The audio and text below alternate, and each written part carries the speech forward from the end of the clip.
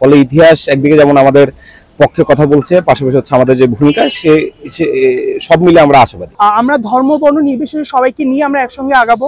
আমি হচ্ছে শেখ জুনায়েদ কবির। আমি হচ্ছে বর্তমানে এই কেন্দ্রীয় চাকসু নির্বাচনে আমি এজিএস এর পদে লড়ছি। আমার প্যানেল থেকে দ্রোহ পর্ষদ।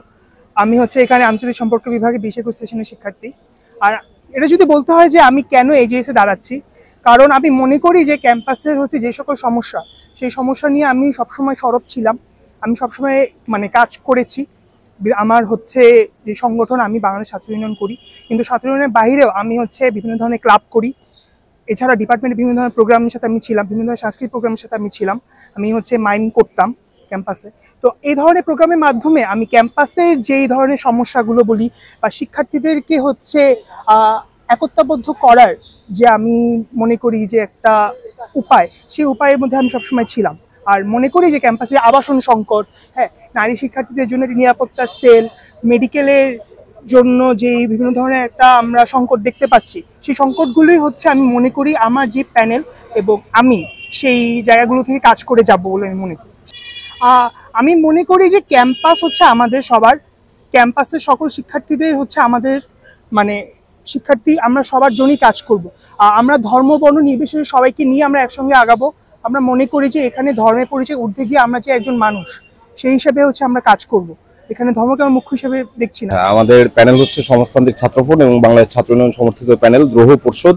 দ্রোহ পর্ষদ থেকে আমি সমাজতান্ত্রিক ছাত্রফ্রন্ট বিশ্ববিদ্যালয় শাখার সাধারণ সম্পাদক রিজুলুক্ষ অপরাধ, আমি ভিপি পদে প্রতিনিধিত্ব করব। আর আমাদের ভিপি পদ বা কে কোন পদে তার চেয়ে হচ্ছে আমরা আমাদের এই নির্বাচনের দাঁড়ানোর কারণ হিসেবে আমরা মনে করি যে দীর্ঘদিন শিক্ষার্থীদের যে মৌলিক দাবিগুলো আছে, আমরা জানি শাটল ট্রেন থেকে শুরু করে আমাদের যে আবাসনের সংকট এবং শিক্ষার্থীদের সার্বিক যে নিরাপত্তার সংকট, আমরা মনে করি প্রশাসন এর আগে এই ইন্টারিম গভর্নমেন্টের যে প্রশাসন, এর আগে যে আওয়ামী ফ্যাসিবাদী প্রশাসন, কেউই শিক্ষার্থীদের যে মৌলিক দাবির পক্ষে কেউই সেই দায়িত্বটা কখনোই গ্রহণ করে নাই, বা শিক্ষার্থীদের যে চাওয়া সেটার ভিত্তিতে তাদের যে উদ্যোগ সেটাকে আমরা কখনোই যথাযথ মনে করি নাই।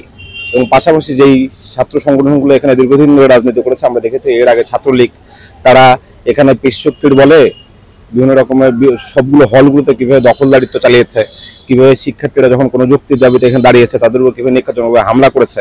অর্থাৎ এখানে ছাত্র রাজনীতির সুষ্ঠু পরিবেশ, শিক্ষার্থীর যে মৌলিক দাবিগুলো নিয়ে শিখেছে ছাত্র সংগঠনগুলোর দাঁড়ানোর যে চর্চা, সেটা দীর্ঘদিন ধরে ছাত্রলীগ সহ এর আগে যারা বিভিন্ন রকমের ক্ষমতা কেন্দ্রিক রাজনীতি করেছে তারা এখানে ব্যাহত করেছে। ক্যাম্পাসের ইতিহাস যদি আমরা দেখি বা গত কয়েক বছর ইতিহাস যদি আমরা দেখি, এই ক্যাম্পাসের বিভিন্ন দাবিতে এর আগে আমরা দেখেছি যে 5ই আগস্টের আগে এখানে সবচেয়ে বেশি পরিমাণে যেটা আমাদেরকে শিক্ষার্থীদের মধ্যে প্রভাব ফেলেছিল যে আন্দোলন, সেটা হচ্ছে ছাত্রলীগ কর্তৃক নারী শিক্ষার্থী হেনস্থার যে আন্দোলন, এবং এর আগেরও যে আন্দোলন ভর্তি ফি বিরোধী আন্দোলন 2010 সালের, এবং ঢাকা বিশ্ববিদ্যালয়ের নিপুণদের শিক্ষার্থীদের সমর্থনে এখানে যে আন্দোলন, এবং প্রত্যেকটা আন্দোলনে এখানে বামপন্থী ছাত্র সংগঠনগুলো তাদের এখানে একটা জোরালো ভূমিকা ছিল।